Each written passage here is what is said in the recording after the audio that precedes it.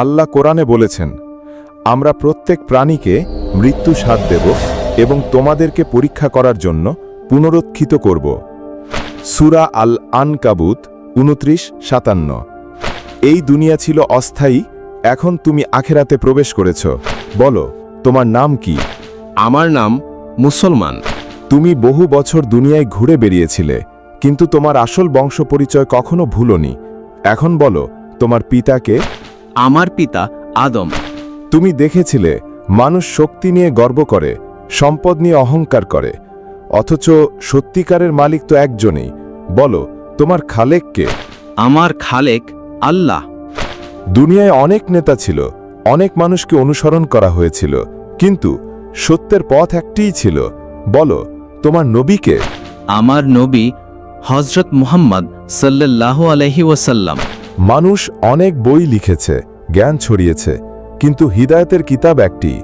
বলো, তোমার কিতাব কি? আমার কিতাব কুরআন। মানুষ তার পরিচয় দেয় জাতি দিয়ে, বংশ দিয়ে, সম্পদ দিয়ে, কিন্তু প্রকৃত পরিচয় কি? বলো, তোমার শনাক্তির আলামত কি? লা ইলাহা ইল্লাল্লাহু মুহাম্মাদুর রাসূলুল্লাহ। দুনিয়ায় নানা মতবাদ ছিল, নানা পথ ছিল, কিন্তু আল্লাহর কাছে গ্রহণযোগ্য পথ একটাই। বলো, তোমার মজহব কি? আমার মজহব ইসলাম। তুমি যে দুনিয়ায় ছিলে তা ছিল স্বপ্নের মতো ক্ষণস্থায়ী।